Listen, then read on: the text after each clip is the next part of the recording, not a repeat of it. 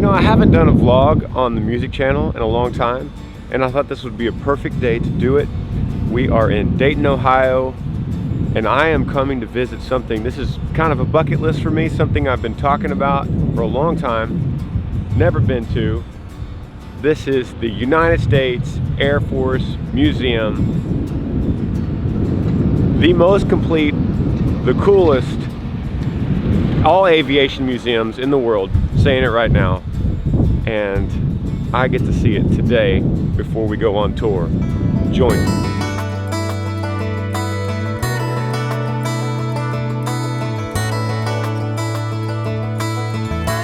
All right, so I'm kind of a World War II nut. A lot of you know that, some of you might not. My granddad flew in the Air Force in World War II. He flew at B-24. He was in the 459th Bomber Group, 758th Squadron, 15th Air Force out of Italy, if any of you know what that means. So what's really special about this place is they actually have a B-24. There's not too many B-24s, still completely intact. There's one here. They also have the Memphis Belle, which is the B-17, very famous aircraft, and that is here, fully restored. When did the Memphis Belle get here? I want to say May last year. May of last year. It's brand new. It's actually really old, but brand new, restored. So fun, so exciting. I'll probably cry. Hi guys. How's it going, guys? Granger. Hi, Dave Tilson. Nice to meet you. Mike Kimhoff, good to meet you. Nice to meet you, sir. What's up? How you guys doing? Thanks for coming to the National Museum of the U.S. Air Force. You guys are awesome. It's gonna be fun. We were here back home in the home of the brave, but the brave ain't home, they're an ocean away, doing their job and keeping us safe while we were here. They were there fighting back on the front lines, strapping up their boots before the sunrise, keeping their mamas up all night in fear. They were there in the name of a hometown, of a last name that was passed down every day, every night, every moment we were here. There she is, one of the very few B-24s. There's like 10, 15 of them left in the world after the most mass-produced aircraft in history. I was going to say, amusing considering this is the one that we made the most of. Yeah. 18,000 total. Yeah. And More than B-17s. and there's only a handful of them left. So It's more of these than B-17s. it's not as popular to pop culture as the B-17. Now the B-17 has the chops when it comes to the press play, but This more B-24s. They were actually flown by not just the Army Air Force, but they were also flown by the Navy as a long-range anti-submarine aircraft. They had a long range. They had a much longer longer range, which means they can come out of northern Africa, they can come out of Italy, or southern England. So I'm a little bit obsessed with World War II, and tell. especially Air Force, especially heavy bombers, That's good. So you said which won the war. Did you say your grandpa was involved with My this one? grandfather flew. He was the captain of a B-24 out of Cerignola, Italy, in 1944. Flew 50 missions. Nice.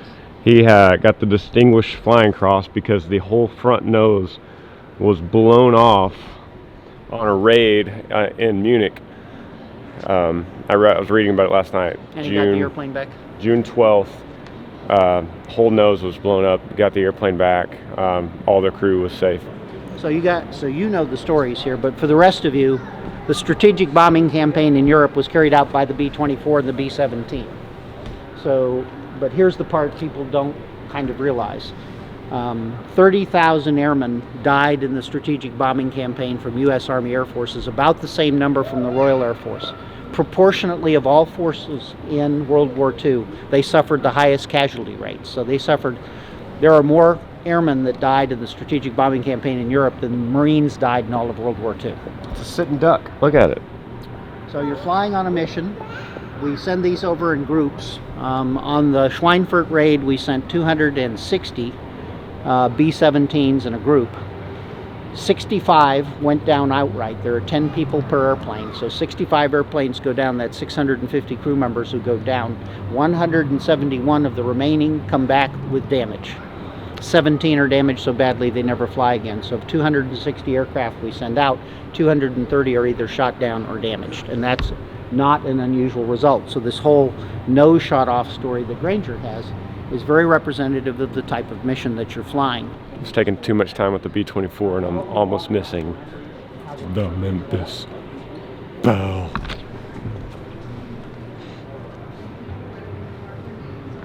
Okay, if you haven't seen the movie Memphis Belle, at least do me a favor, watch the movie.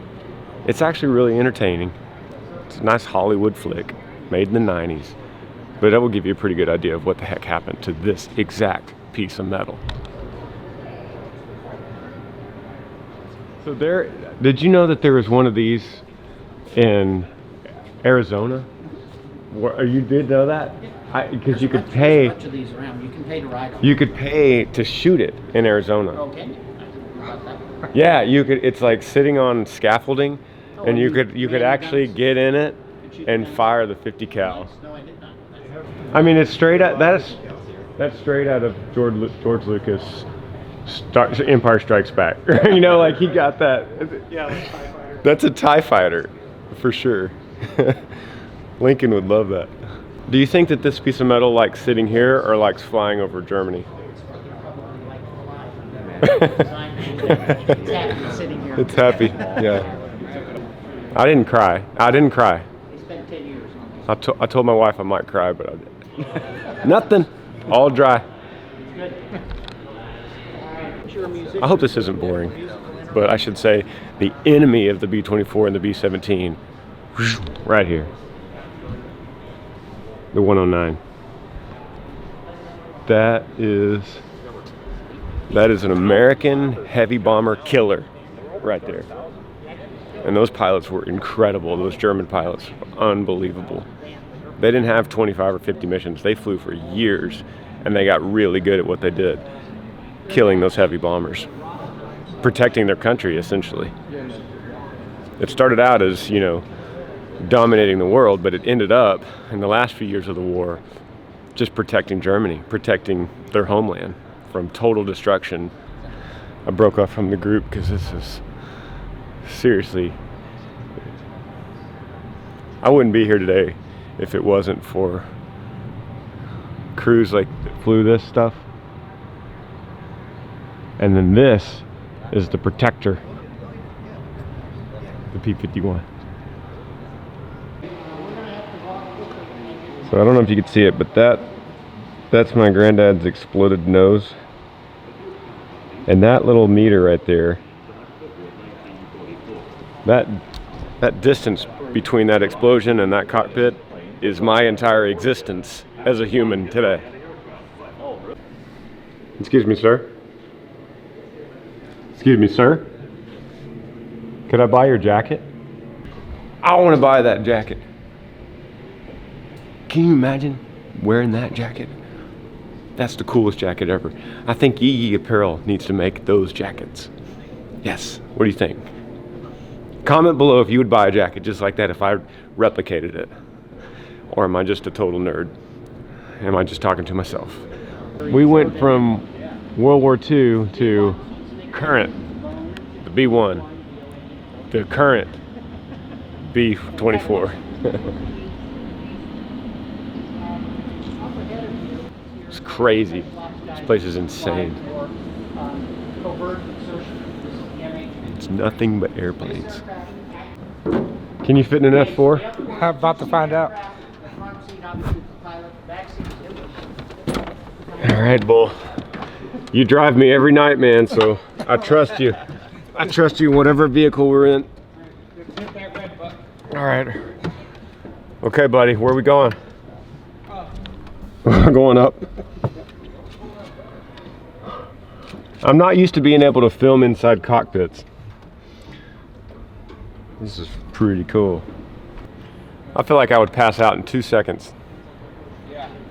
You can't see straight ahead at all in this. Like your perception is nothing but Know your instruments, right? just instruments, you know.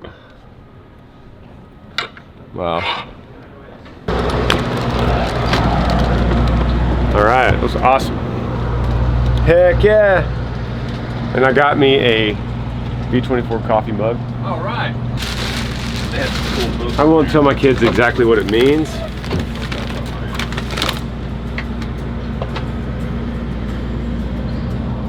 Oh, that's cool. Yeah. It's got the strawberry. Yeah. Strawberry thing. Strawberry female dog. I guess some strawberry coffee. She was like, we have a bunch of teenagers buy the coffee mug because they feel like they're getting away with something. What, Mom? It's history from the Are museum. you an American, Mom? You're hating on my coffee mug. All right. Time to go play a show.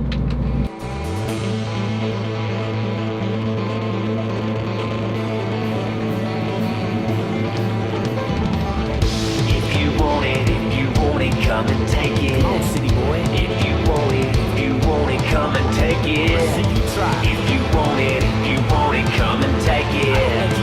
If you want it, come and take it.